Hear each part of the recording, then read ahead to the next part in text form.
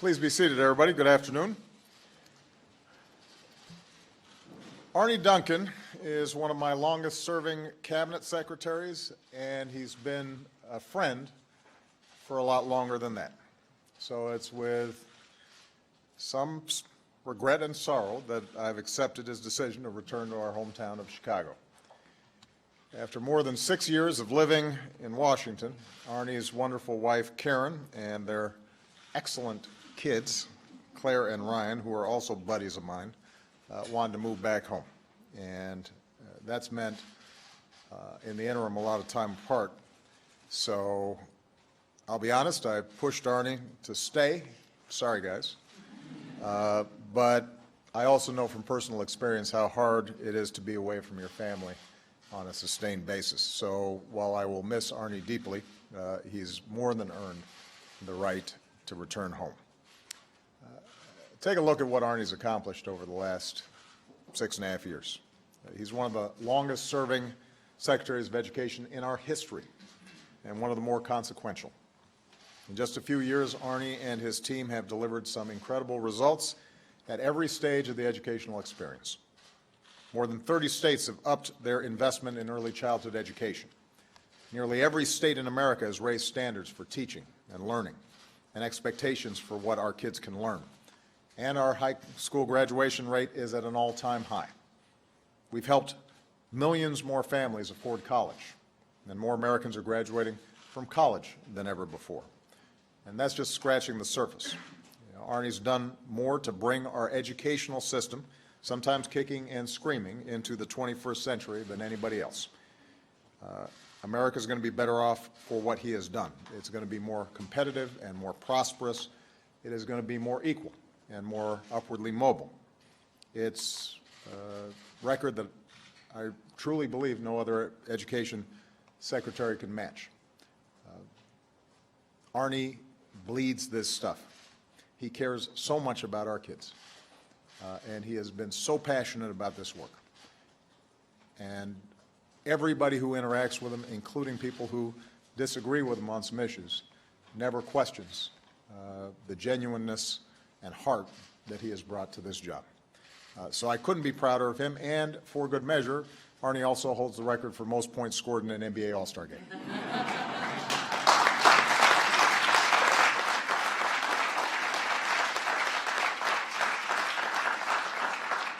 And he is my favorite partner in pickup basketball. The smartest player I know, even though he's very slow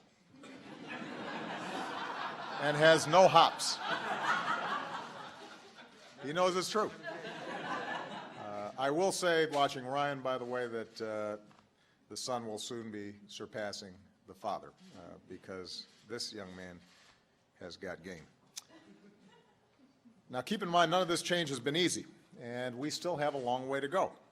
One of the things about education is that it doesn't deliver results tomorrow or the next day. This is a decade-long or longer proposition. We plant seeds now, we make changes now, and we watch each successive class benefit from these reforms, and it goes and fits and starts, and we have a decentralized system. That's how our education tradition evolved. So it's not easy, and it's not quick, but we are making progress, and we're not going to stop in these last 15 months. And that's why it's so important, and why I think we're very lucky that even as Arne steps down, we've got an exceptionally talented educator to step in, and that is Dr. John King. John is already on Arne's leadership team. He's been an educator all his life, a teacher, a principal, a leader of schools, the New York State's education chief. He's the right man to lead the department. He shares our commitment to preparing every child for success in a more innovative and competitive world. He's got a great team already at the Department of Education, of which I am very, very proud. His family is equally cool and good-looking, and he has equally exceptional children. And I know that together we're going to continue to be able to do great things on behalf of our kids. So Arne and John, I want to wish both of you hearty congratulations and good luck. Now I'm going to let them say a few words, and then I'm just going to make a few remarks before I take some questions from the press. Start with Arne. I've cried more today than I have in a while, so I'll try not to get up here and cry. I'll start with the president. And when he asked us to come to D.C. and work with him, that was about a 1-minute conversation with my wife. And it wasn't that we wanted to leave Chicago. It wasn't that they necessarily wanted to be our education secretary. I just wanted to be on his team and believe so much in what he was about and what he stood for. And I have to say, 7.5 years later, my admiration is only greater. And it's pretty remarkable. It's important for the folks to know that every hard decision, his only question was, what's the right thing to do for kids? And challenging us and our team to fight for kids every single day. And often that was the hard political decision. And that was never a factor. And his passion and his commitment has been absolutely extraordinary. And for me, it's not the political leadership, it's not the educational leadership, it's the moral leadership. And I just can't tell you, Mr. President, personally, what an unbelievable honor it was just to spend some time. And for those, it's every day you see it, but for folks who watched him last night talking about the horrendous massacre, gun massacre in Oregon, and how preventable these things are, we need that moral leadership, and please keep that fight. To our team, the team you have at the White House, Cecilia and Dennis and Valerie and others, it's been extraordinary to work with the DPC. I don't say this lightly. I think our team at the Department of Education is stronger than it's ever been. You never know over 7-8 years how those teams go, and do you have the B team towards the end? Well, I think we have the A team, and a combination of being able to work with the White House, Sean and Sylvia and so many folks are here, Anthony, with the team in place. I'm just extraordinarily hopeful and confident about what they can do together. Emma and Ted and the rest of the crew, you said a little bit about John, and for folks to know, for all of us, this work is very, very personal. For the president, it's very personal. For me, it's very personal. John was one of those kids that probably shouldn't be in a room like this if you sort of look at the stereotypes. And not the easiest time growing up. He'll tell you more about it, but lost both his parents at a pretty early age. Went to live with his brother. That wasn't very easy either. But he had an amazing teacher who saw something in him and kept him going. And today, he gets to stand here with the president. And so many times, I think we in society write off kids that look like John and come from places like John. And to see what he can accomplish, I think that's what drives all of us. We know there's so many other kids out there we can reach. And while I'm deeply, deeply sad to be leaving, I'm extraordinarily happy and thankful and proud that John's going to carry on this work with the team. So I want to thank everybody for their hard work. I quickly want to, try not to get emotional here, but thank my parents as well. And my dad is a lifelong educator at the University of Chicago. Taught there all his life. My mother started an inner-city tutoring program before we were born and raised all of us as a part of that program. And that changed our lives. And all our life, we saw what kids could do when they were given a chance. And that's why we do this work today. And to be able to see what she did at one little corner at 46 in Greenwood, and to now have a chance over the past 6.5 years to try and have an impact around the nation, because this man gave us a chance. For my family, I can't tell you how much it means to us. And then finally, just to my family. And I love this work. I love this team. I love the president. I love the chance to serve. The only thing I love more is you guys. And I can't wait to come home and see a couple more track meets and maybe get to coach Ryan a little bit and maybe have a few more dinners and maybe go to movies someday. That'd be pretty amazing. So it's been too long. And so it's been an amazing, amazing journey, and I feel so proud to be so lucky to have been a part of this team. And Mr. President, thanks for creating the climate in which all of us here could have the impact we did. And we can never repay the debt of gratitude we owe you for your leadership and your courage. So thank you so much. I want to turn it over to John.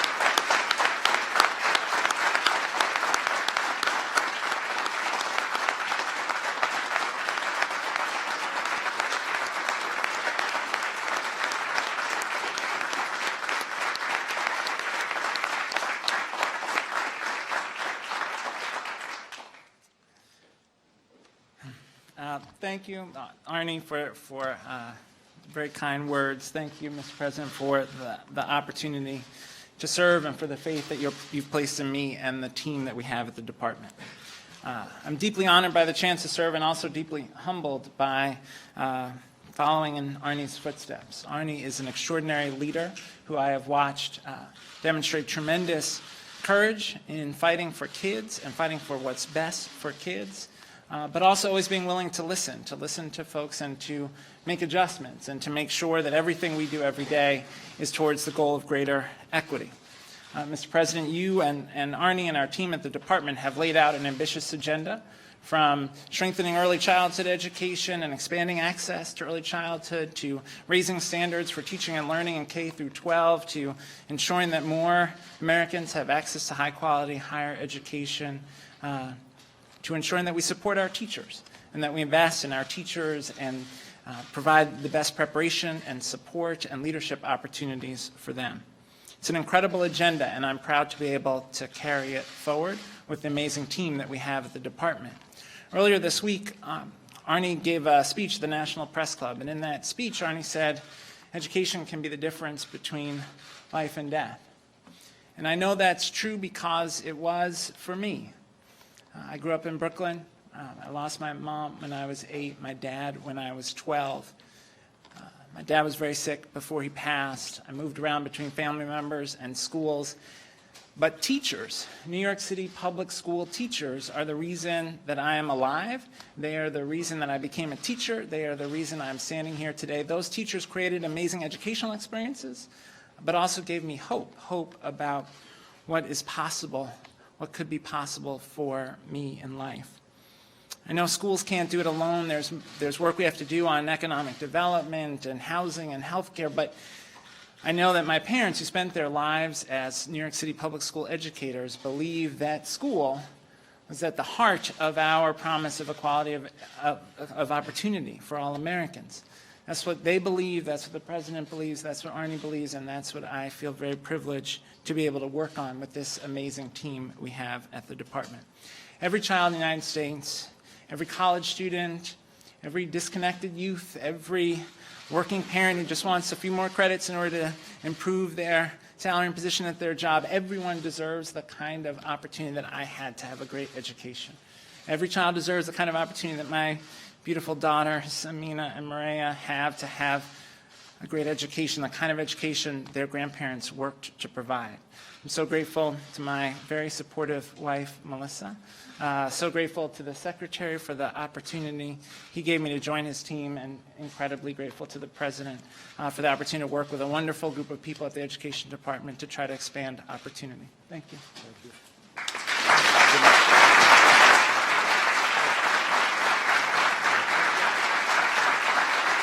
Thank you.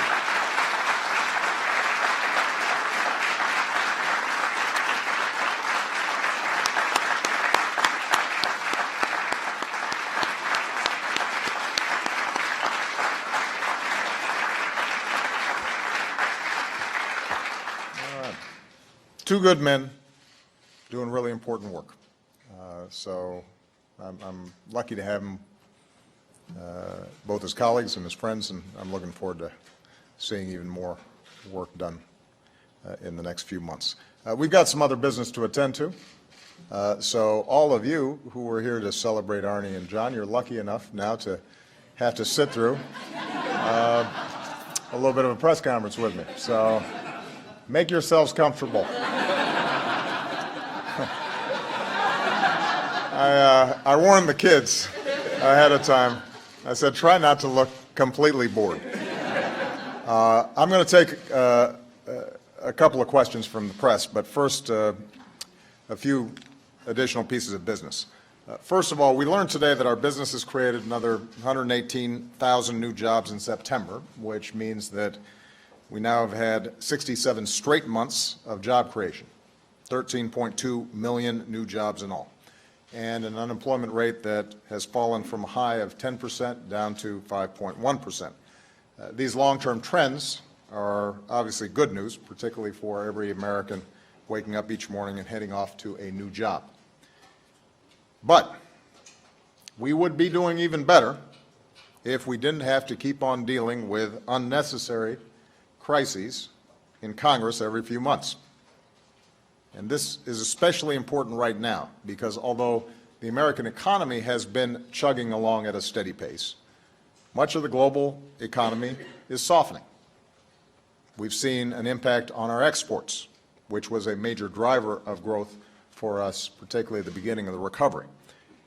And so our own growth could slow if Congress does not do away with some of the counterproductive austerity measures that they have put in place, and if Congress does not avoid the kind of manufactured crises that shatter consumer confidence and could disrupt an already skittish global economy.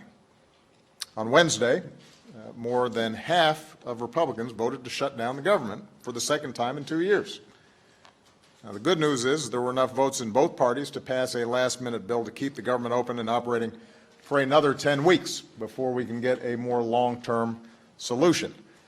But keep in mind, that gimmick only sets up another potential manufactured crisis just 2 weeks before Christmas. And I've said this before, I want to repeat it. This is not the way the United States should be operating. Oftentimes I hear from folks up on Capitol Hill the need for American leadership, the need for America to be number one. Well, you know what? Around the globe, part of what makes us a leader is when we govern effectively and we keep our own house in order and we pass budgets and we can engage in long-term planning and we can invest in the things that are important for the future. That's U.S. leadership. When we fail to do that, we diminish U.S. leadership. It's not how we are supposed to operate. And we can't just keep on kicking down the road without solving any problems or doing any long-term planning for the future. That's true for our military. That's true for our domestic programs. The American people, American families deserve better. And we can grow faster and the economy can improve if Congress acts with dispatch. It will get worse if they don't. That's why I want to be very clear. I will not sign another short-sighted spending bill like the one Congress sent me this week. We purchased ourselves 10 additional weeks. We need to use them effectively. Keep in mind that a few years ago, both parties put in place harmful automatic cuts that make no distinction between spending we don't need and spending we do. We can revisit the history of how that happened. I have some rather grim memories of it. But the notion was that even as we were bringing down the deficit, we would come up with a sustainable, smart, long-term approach to investing in the things that we need. That didn't happen. And so now these cuts that have been maintained have been keeping our economy from growing faster. It's time to undo them. If we don't, then we will have to fund our economic and national security priorities in 2016 at the same levels that we did in 2006. Now understand, during that decade, between 2006 and 2016, our economy has grown by 12%. Our population has grown by 8%. New threats have emerged. New opportunities have appeared. We can't fund our country the way we did 10 years ago because we have greater demands with an aging population, with kids who need schools, with roads that need to be fixed, with a military on which we are placing extraordinary demands. And we can't cut our way to prosperity. Other countries have tried it, and it has not worked. We've grown faster than they have because we did not pursue these blind, unthinking cuts to necessary investments for our growth. And by the way, because we've grown faster than them, we've brought our deficits down faster than they have. I want to repeat this because the public apparently never believes it. Since I took office, we've cut our deficits by 2/3. The deficit has not been going up It has been coming down precipitously. We've cut our deficits by 2/3. They're below the average deficits over the past 40 years. So the bottom line is Congress has to do its job.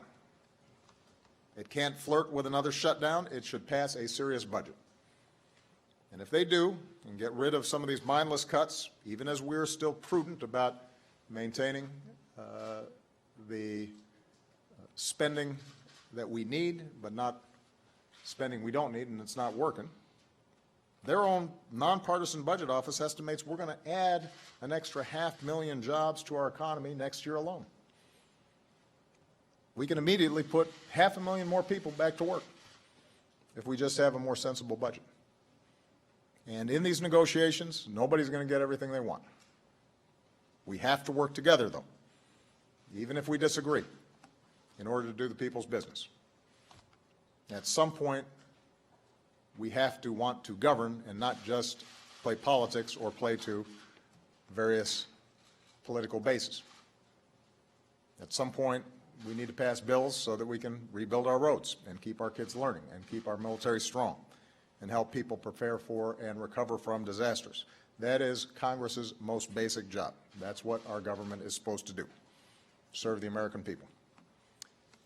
So, with that, let me take some questions, and I'll start with Julie Pace of AP. Hang in there, kids. It'll be over soon. Thank you, Mr. President. There have been several developments in Syria that I wanted to ask you about, starting with Russia's involvement. You met with President Putin earlier this week, and I wonder if you think he was honest with you about his intentions in Syria. If Russia is targeting groups beyond the Islamic State, including U.S.-aligned groups, does the U.S. military have an obligation to protect them? And on the situation in Syria more broadly, there have obviously been failures in the U.S. Train and Equip program. Do you believe that that program can be fixed, or do you have to look at other options? Would you in particular be willing to reconsider a no-fly zone, which several presidential candidates, including your former Secretary of State, are now calling for? Yeah. Well, first and foremost, let's understand what's happening in Syria and how we got here. What started off as peaceful protests against Assad, the president, evolved into a civil war because Assad met those protests with unimaginable brutality. And so this is not a conflict between the United States and any party in Syria. This is a conflict between the Syrian people and a brutal, ruthless dictator. Point number two is that the reason Assad is still in power is because Russia and Iran have supported him throughout this process.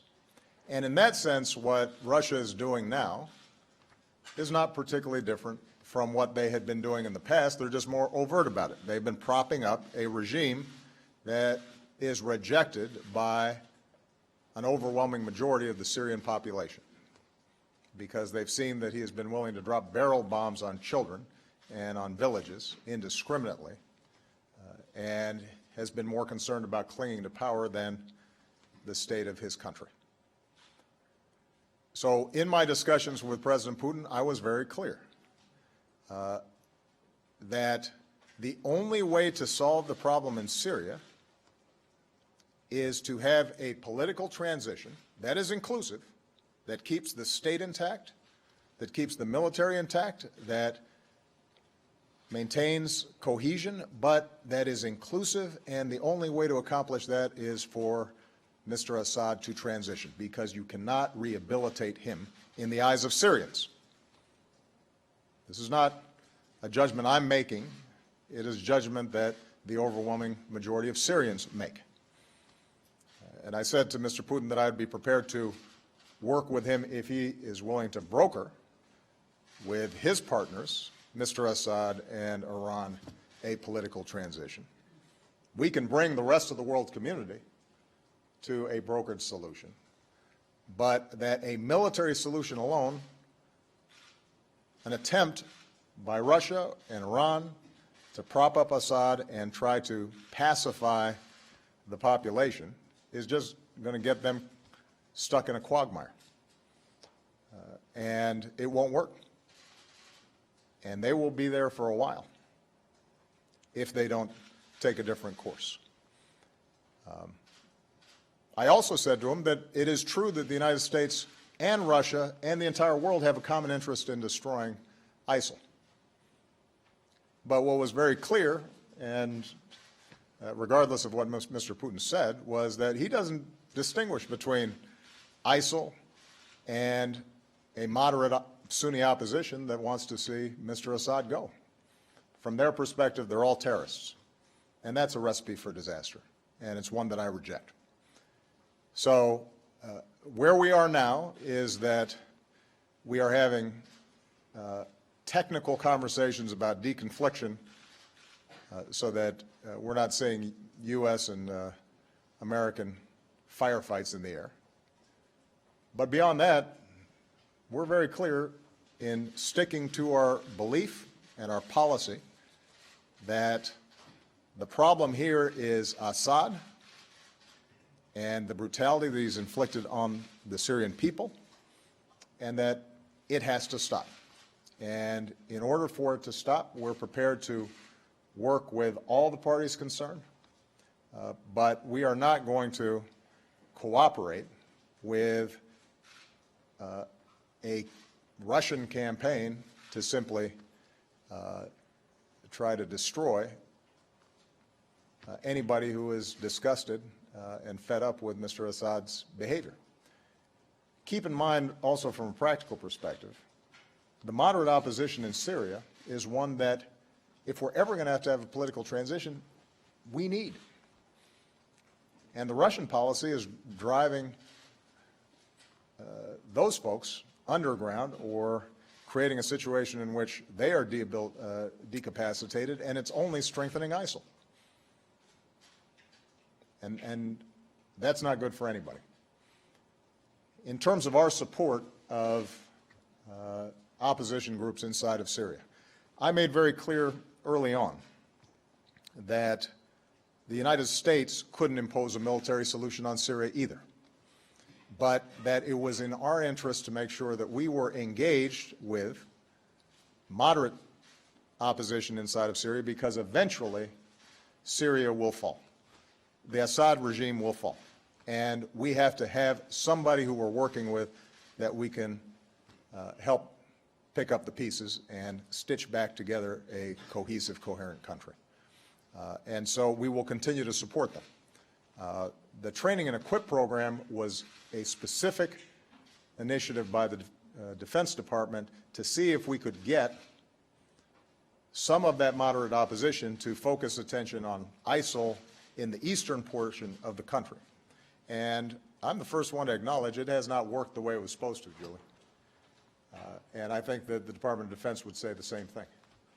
And part of the reason, frankly, is because when we tried to get them to just focus on ISIL, the response we'd get back is, how can we focus on ISIL when every single day we're having barrel bombs and attacks from the regime? And so it's been hard to get them to reprioritize looking east when they've got bombs coming at them from the west. So what we're doing with the train and equip is looking at where we have had success, for example, working with some of the Kurdish community in the east that pushed ISIL out, seeing if we can build on that. But what we're also going to continue to do is to have contacts with and work with opposition that rightly believes, in the absence of some change in government inside of Syria, we're going to continue to see civil war, and that is going to turbocharge ISIL recruitment and jihadist recruitment, and we're going to continue to have problems. Now, last point I just want to make about this, because sometimes the conversation here in the Beltway differs from the conversation internationally. Mr. Putin had to go into Syria not out of strength but out of weakness, because his client, Mr. Assad, was crumbling, and it was insufficient for him simply to send them arms and money. Now he's got to put in his own planes and his own pilots. And the notion that he put forward a plan and that somehow the international community sees that as viable because there's a vacuum there. I didn't see after he made that speech in the United Nations suddenly the 60-nation coalition that we have start lining up behind him. Iran and Assad make up Mr. Putin's coalition at the moment. The rest of the world makes up ours. So I don't think people are fooled by the current strategy. It does not mean that we could not see Mr. Putin begin to recognize that it is in their interests to broker a political settlement. And as I said in New York, we're prepared to work with the Russians and the Iranians, as well as our partners who are part of the anti-ISIL coalition, to come up with that political transition. And nobody pretends that it's going to be easy, but I think it is still possible. And so we will maintain lines of communication, but we are not going to be able to get those negotiations going if there's not a recognition that there's got to be a change in government. We're not going to go back to the status quo ante. And the kinds of airstrikes against moderate opposition that Russia is engaging in is going to be counterproductive. It's going to move us farther away rather than towards the ultimate solution that we all should be looking for. Do you have any willingness to reconsider on your flight time? Yeah, Julie, throughout this process, I think people have constantly looked for a easy, low-cost answer. Right? Whether it's we should have sent more rifles in early and somehow then everything would have been okay. Or if I had taken that shot even after Assad offered to give up his chemical weapons, then immediately things would have folded, or the Assad regime would have folded, and we would have suddenly seen a peaceful Syria. This is a hugely difficult, complex problem, and I would have hoped that we would have learned that from Afghanistan and Iraq, where we have devoted enormous time and effort and resources with the very best people, and have given the Afghan people and the Iraqi people an opportunity for democracy, but it's still hard, as we saw this week in Afghanistan. That's not by virtue of a lack of effort on our part or a lack of commitment. We've still got 10,000 folks in Afghanistan. We're still spending billions of dollars supporting that government, and it's still tough.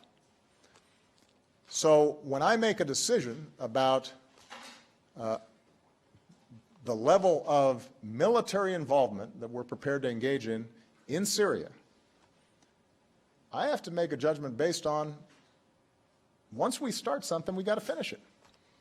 And we've got to do it well. And do we, in fact, have the resources and the capacity to make a serious impact, understanding that we've still got to go after ISIL in Iraq. We still have to support the training of an Iraqi military that is weaker than any of us perceived, that we still have business to do in Afghanistan. And so I push and have consistently, over the last 4 or 5 years, sought out a wide range of opinions about steps that we can take potentially to move Syria in a better direction. I am under no illusions about what an incredible humanitarian catastrophe this is, and the hardships that we're seeing, and the refugees that are traveling in very dangerous circumstances, and now creating real political problems among our allies in Europe. and the heartbreaking images of children drowned trying to escape war, and the potential impact of such a destabilized country on our allies in the region. But what we have learned over the last 10, 12, 13 years is that unless we can get the parties on the ground to agree to live together in some fashion, then no amount of U.S. military engagement will solve the problem. And we will find ourselves either doing just a little bit and not making a difference and losing credibility that way, or finding ourselves drawn in deeper and deeper into a situation that we can't sustain. And when I hear people offering up half-baked ideas as if they are solutions, or trying to downplay the challenges involved in the situation, what I'd like to see people ask is specifically, precisely, what exactly would you do, and how would you fund it, and how would you sustain it? And typically, what you get is a bunch of mumbo-jumbo. So these are hard challenges. They are ones that we are going to continue to pursue. The top-line message that I want everybody to understand is we are going to continue to go after ISIL. We are going to continue to reach out to a moderate opposition. We reject Russia's theory that everybody opposed to Assad is a terrorist. We think that is self-defeating. It will get them into a quagmire. It will be used as a further recruitment tool for foreign fighters. We will work with the international community and our coalition to relieve the humanitarian pressure on refugees. We are working with the Turks and others to see what we can do along the border to make things safer for people. But ultimately, we're going to have to find a way for a political transition if we're going to solve Syria. Okay. John Carl. Thank you, Mr. President. Yeah. Back in July, you said that the gun issue has been the most frustrating of your presidency, and we certainly heard that frustration from you last night. Yeah. So in the last 15 months of your presidency, do you intend to do anything differently to get Congress to act or to do something about this gun violence problem? And I have to get you to respond to something that Jeb Bush just said. And to be fair to Governor Bush, I want to read it directly. Okay. Asked about the drive to take action in light of what happened in Oregon. He said, look, stuff happens. There's always a crisis, and the impulse is always to do something, and it's not always the right thing to do. How would you react to Governor Bush? I don't even think I have to react to that one. I think the American people should hear that and make their own judgments based on the fact that every couple of months we have a mass shooting. And in terms of, and they can decide whether they consider that stuff happening. In terms of what I can do, I've asked my team, as I have in the past, to scrub what kinds of authorities do we have to enforce the laws that we have in place more effectively to keep guns out of the hands of criminals. Are there additional actions that we can take that might prevent even a handful of these tragic deaths from taking place? But, as I said last night, this will not change until the politics changes and the behavior of elected officials changes. And so the main thing I'm going to do is I'm going to talk about this on a regular basis.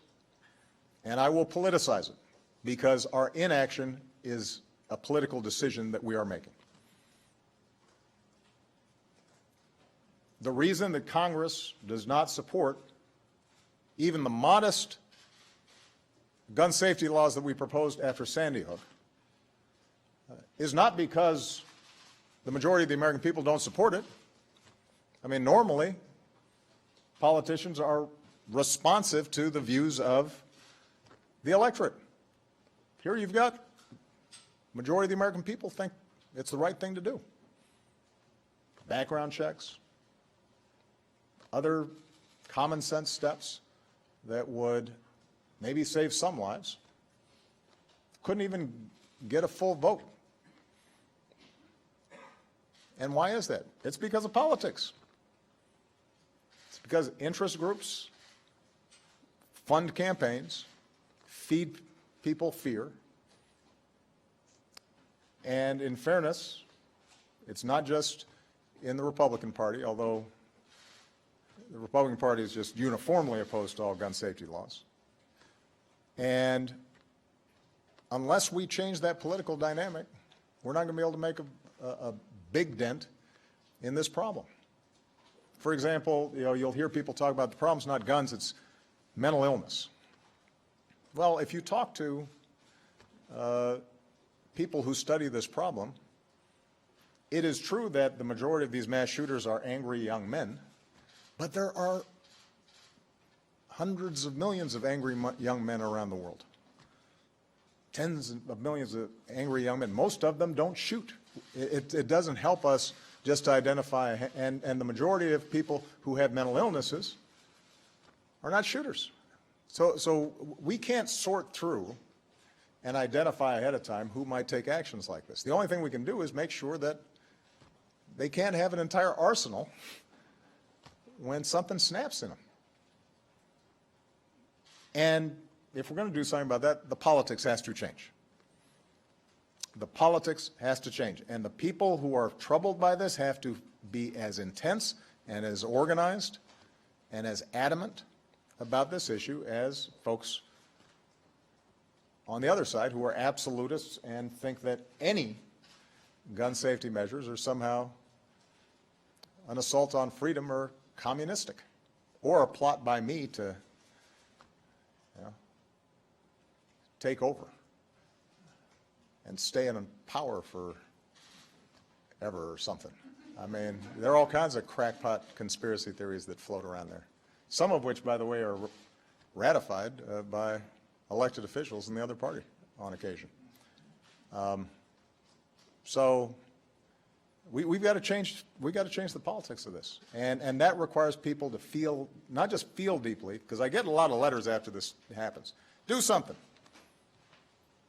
Well, okay. Here's what you need to do. You have to make sure that anybody who you are voting for is on the right side of this issue. And if they're not, even if they're great on other stuff, for a couple of election cycles, you got to vote against them and let them know precisely why you're voting against them. And you just have to, for a while, be a single issue voter, because that's what is happening on the other side. And that's going to take some time. I mean, the NRA has had a good start. They've been at this a long time. They've perfected what they do. You got to give them credit. They're very effective, because they don't represent the majority of the American people, but they know how to stir up fear. They know how to stir up their base. They know how to raise money. They know how to scare politicians. They know how to organize campaigns. And the American people are going to have to match them in their sense of urgency if we're actually going to stop this. Which isn't to say stopping all violence. We're not going to stop all violence. Violence exists around the world, sadly. Part of original sin. But our homicide rates are just a lot higher than other places that, by the way, have the same levels of violence. It's just you can't kill as many people when you don't have easy access to these kinds of weapons. And I'm deeply saddened about what happened yesterday, but Arne's going back to Chicago. Let's not forget, this is happening every single day in forgotten neighborhoods around the country. Every single day. Kids are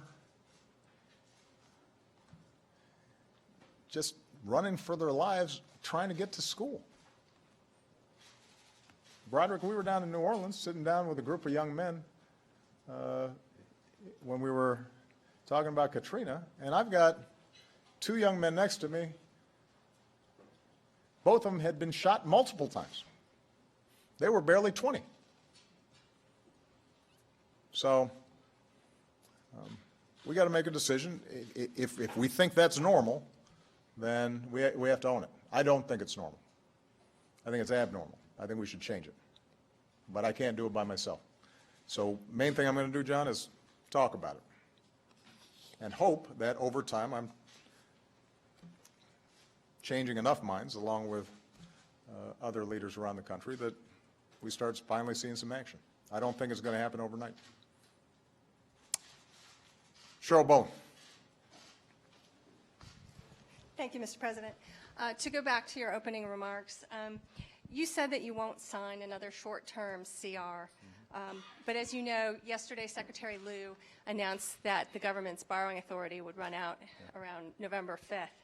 Would you recommend negotiating an increase in the debt ceiling as part of these budget negotiations on spending caps? And also, does the Speaker's race complicate these negotiations? I'm sure the Speaker's race complicates these negotiations. That was a rhetorical question. It will complicate the negotiations, but when it comes to the debt ceiling, we're not going back there. Maybe it's been a while, so let me just refresh everybody's memory. Raising the debt ceiling does not authorize us to spend more. It simply authorizes us to pay the bills that we have already incurred. It is the way for the United States to maintain its good credit rating, the full faith and credit of the United States. Historically, we do not mess with it.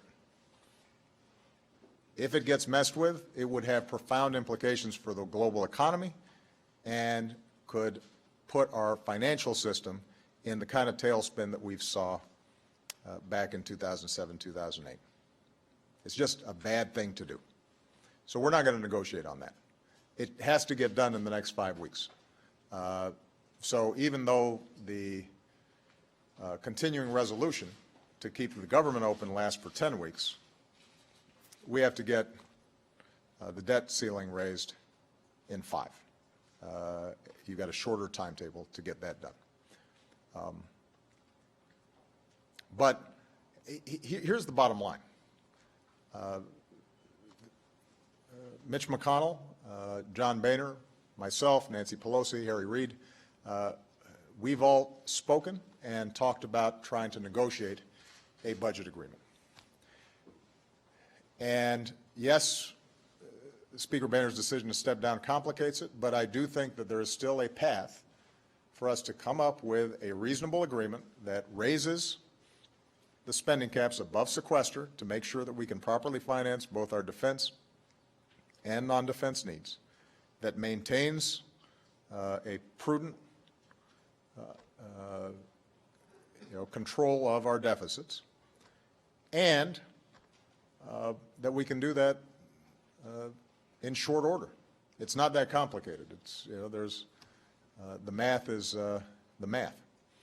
And what I've encouraged is that we get started on that work immediately, and we push through over the next several weeks and try to leave out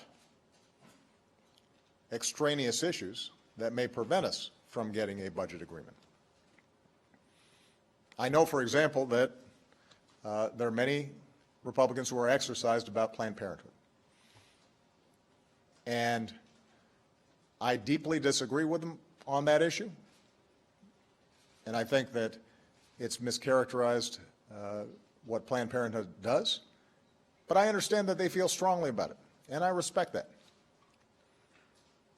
But you can't have an issue like that potentially wreck the entire U.S. economy. Any more than I should hold the entire budget hostage to my desire to do something about gun violence. I feel just as strongly about that. And I think I've got better evidence for it. But the notion that I would threaten the Republicans that unless they passed gun safety measures that would stop mass shootings, I'm going to shut down the government and not sign an increase in the debt ceiling would be irresponsible of me. And the American people rightly would reject that. Well, same is true for them. There are some fights that we fight individually. They want to defund Planned Parenthood. There's a way to do it.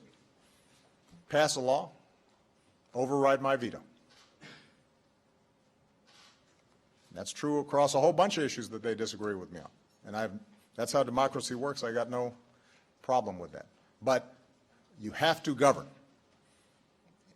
And I'm hoping that the next speaker understands that the problem Speaker Boehner had or Mitch McConnell had in not dismantling Obamacare or not eliminating the Department of Education or not deporting every immigrant in this country was not because Speaker Boehner or Mitch McConnell didn't care about conservative principles. It had to do with the fact that they can't do it in our system of government, which requires compromise. Just like I can't do everything I want in passing an immigration bill or passing a gun safety bill. And that doesn't mean that I throw a tantrum and try to wreck the economy and put hardworking Americans who are just now able to dig themselves out of a massive recession, put them in harm's way. Wrong thing to do. Peter Alexander. Thank you, Mr. President. You addressed, I want to follow up on John's questions about the issue that's obviously deeply personal and moving to you, that is the gun issue. Apart from Congress's inaction, apart from the desire from new laws, and beyond that, apart from the gun lobby, as you noted, the pattern is that these perpetrators are angry, aggrieved, oftentimes mentally ill young men. Is there something that you can do with the bully pulpit, with your moral authority, with your remaining time in office, to help reach these individuals who believe that gun violence is the way out? No. I think I can continue to speak to the American people as a whole and hopefully model for them basic social norms about rejecting violence and cooperation and caring for other people, but there are a lot of young men out there. And having been one myself once, I can tell you that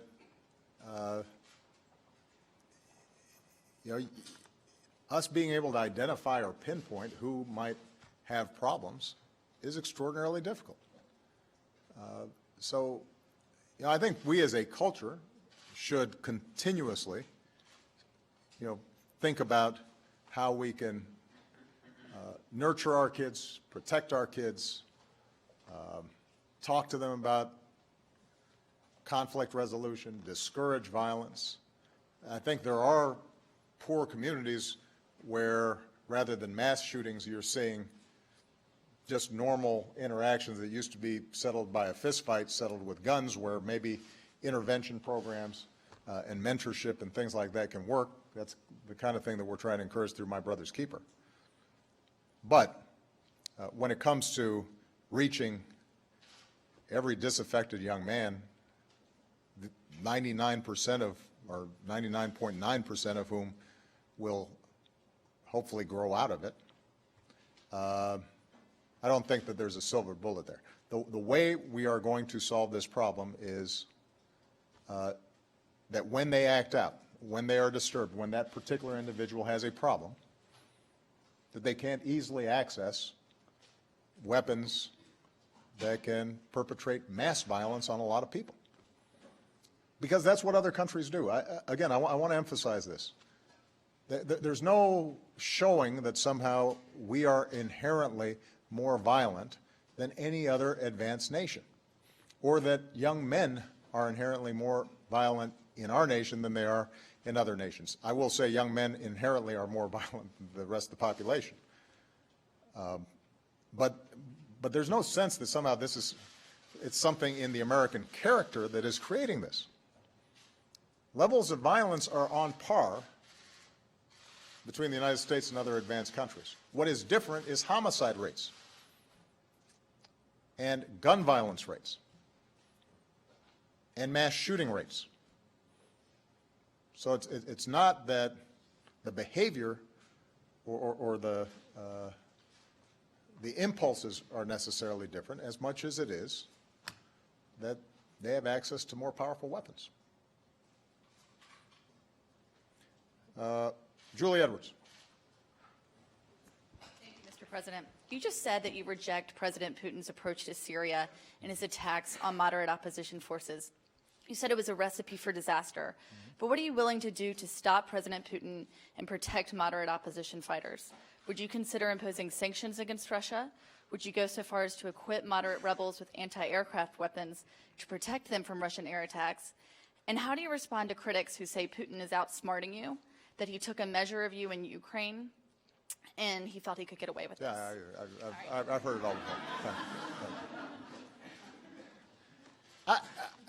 I've got to say, I'm always struck by the degree to which not just critics, but I think people buy this narrative. Let's think about this. So when I came into office 7.5 years ago, America had precipitated the worst financial crisis in history, dragged the entire world into a massive recession. We were involved in 2 wars with almost no coalition support. U.S. World opinion about the United States was at a nadir.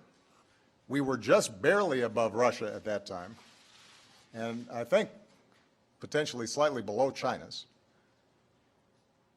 And we were shedding 800,000 jobs a month and so on and so forth.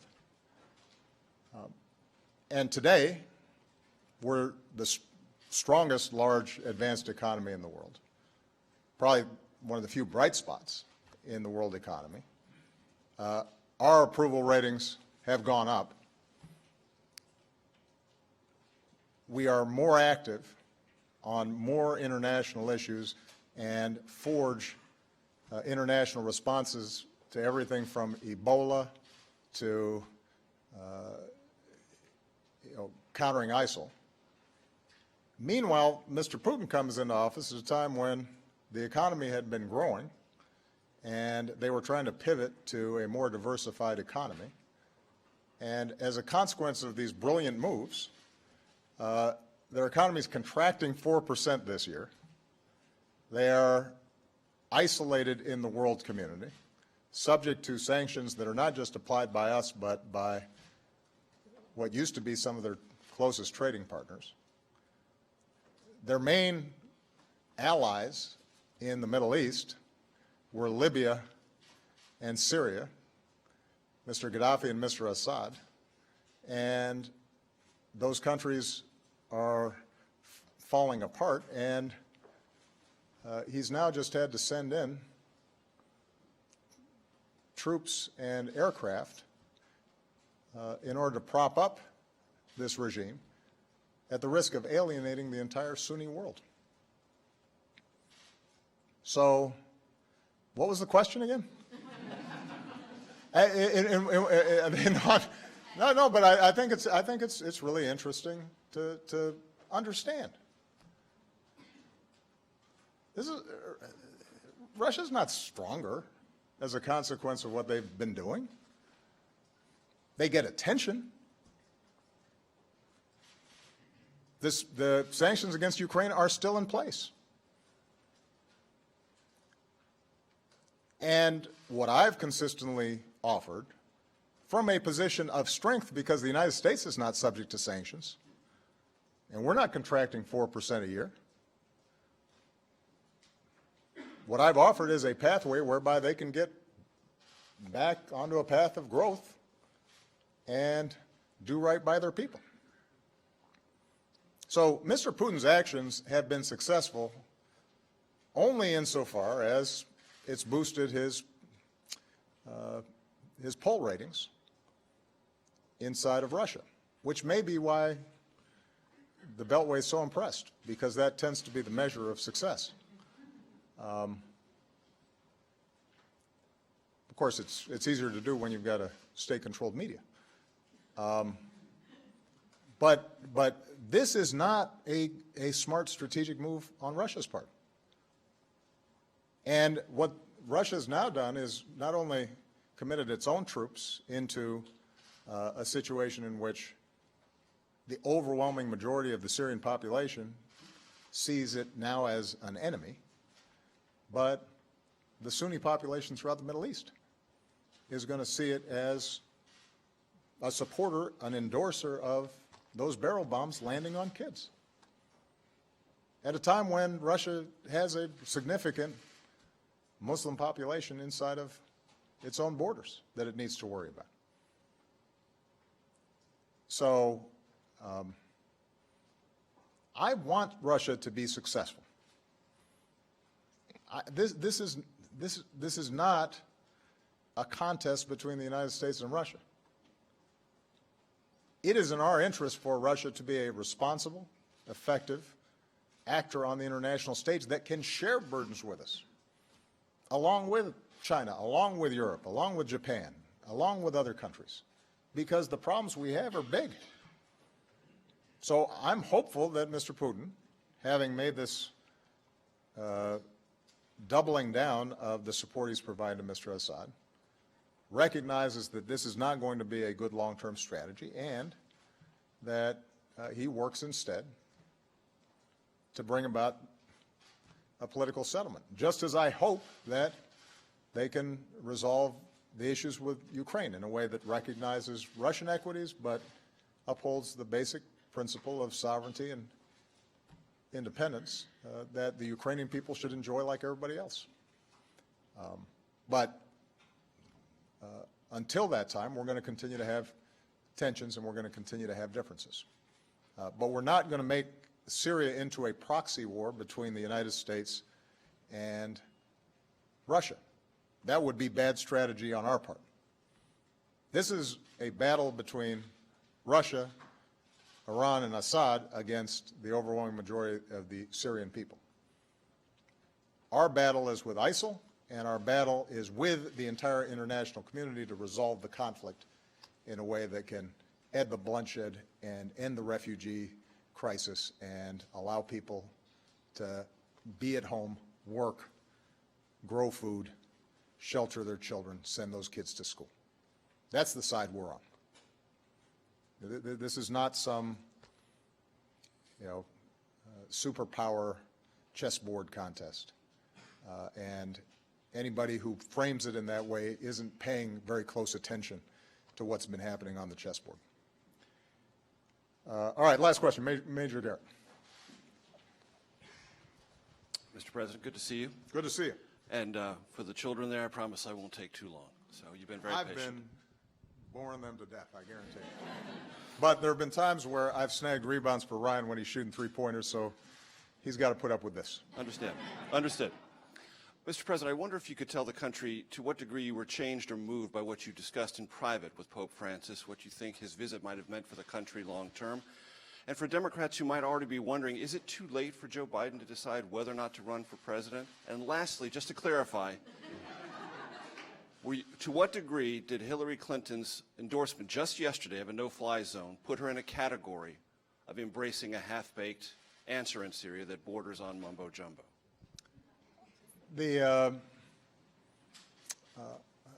On the latter issue, on the last question that you asked, Hillary Clinton is not half-baked in terms of her approach to these problems. She was obviously my Secretary of State. But I also think that there's a difference between running for president and being president. And the decisions that are being made and the discussions that I'm having with the Joint Chiefs become much more specific and require, I think, a different kind of judgment. And that's what I'll continue to apply as long as I'm here. And if and when she's president, then she'll make those judgments, and she's been there enough that she knows that you know, these are tough calls, but that, no, that's not what I said. That's perhaps what you said. What I'm saying is that we all want to try to relieve the suffering in Syria, but my job is to make sure that whatever we do, we are doing in a way that serves the national security interests of the American people, that doesn't lead to us getting into things that we can't get out of or that we cannot do effectively, and as much as possible that we're working with international partners. And we're going to continue to explore things that we can do to protect people and to deal with the humanitarian situation there, and to provide a space in which we can bring about the kind of political transition that's going to be required to solve the problem.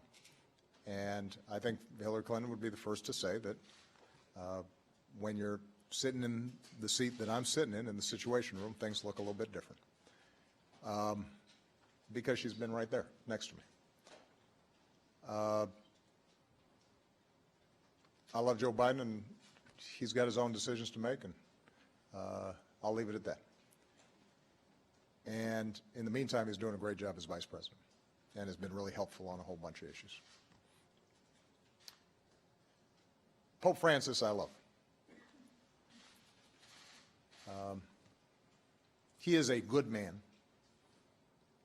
with a warm heart and a big moral imagination. And I think he had such an impact in his visit here as he's had around the world because he cares so deeply about the least of these, and in that sense expresses what I consider to be, as a Christian, the essence of Christianity. And he's got a good sense of humor. Well, I can't share all his jokes. They were all clean.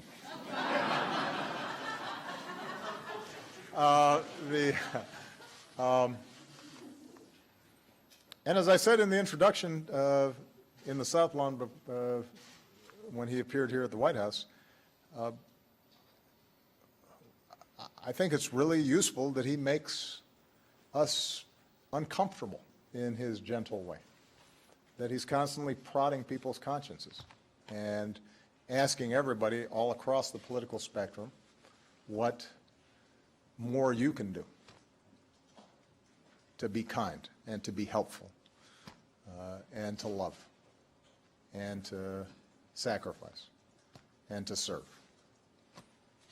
And in that sense, I don't think he's somebody where we should be applying the typical American political measures, liberal and conservative and left and right. I think he is speaking to all of our consciences, and we all have to then search ourselves to see if there are ways that we can do better.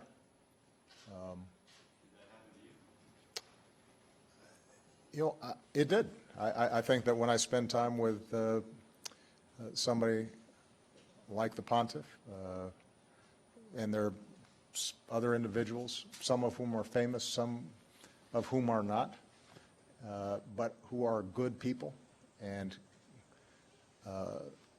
deeply moral, then it makes me want to be better, makes me want to do better. And those people are great gifts to the world. And sometimes they're just a teacher in a classroom. And sometimes they're your neighbor. And sometimes they're your mom or your wife. Sometimes they're your kids. But they can encourage you to be better. That's what we're all trying to do. I think, and that's part of the wonderful thing about Pope Francis is the humility that he brings to this. His rejection of the absolutism that says, I'm 100% right and you're 100% wrong, but rather we are all sinners and we are all children of God. And yeah, that's a pretty good starting point for being better. All right? Thank you guys for your patience. You can now go home. All right. Thanks.